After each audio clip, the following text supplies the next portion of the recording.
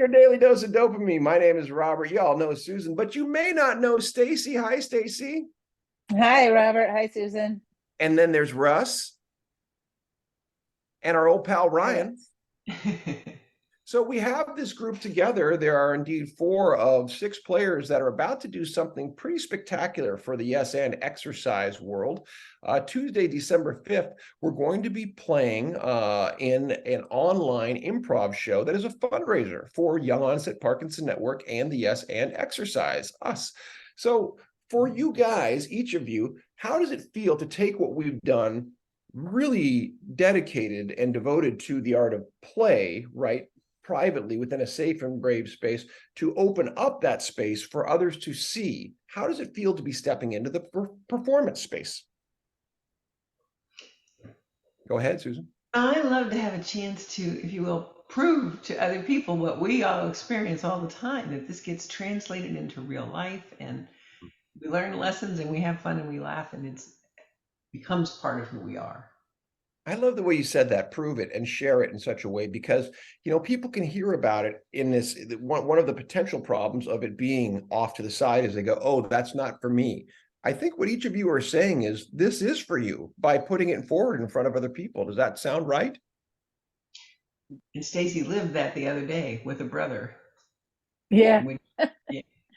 It was a beautiful experience, actually, with my brother. I used one of the tools that I learned through improvisation to manage a difficult conversation, or one that previously would have given me anxiety that is always augmented by normal Parkinson anxiety. And it took it down a notch. He responded. It was absolutely beautiful, you know, and this whole program for me has helped me express myself and educate more on Parkinson's in the community. And it's really joyful. Thank you both for bringing me in. Well, thank you for coming in. And I wonder about that with you, Ryan, to yes and that, about what it's been like to take, you have somewhat of a background in improv, and yet you left it behind, as you told me. And now you're playing with us. And once again, you're going to be in a performance space. What is that like for you? I mean, it's kind of like life is the stage. Is that the idiom? Life Yeah, is the stage. So like what we're doing with the performance is exactly what the intention of the work is to step up.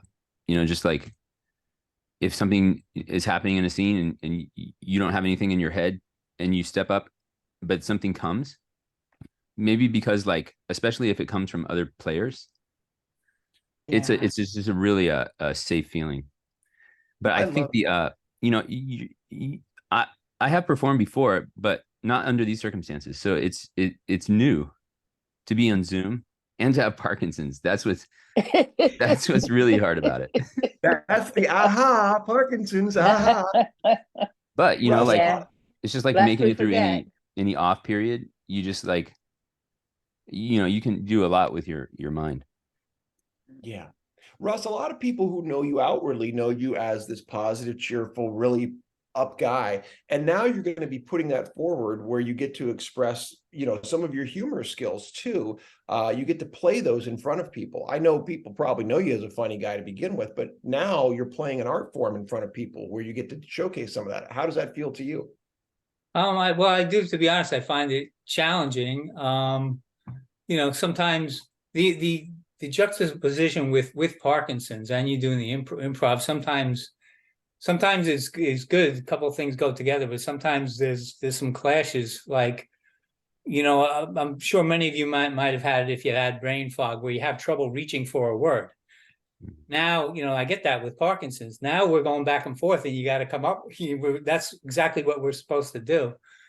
So, you know, I've been reflecting on a little bit though too. So it kind of parallels also my learnings on exercise, where you make something better by adapting it or thinking a different way, whatever works.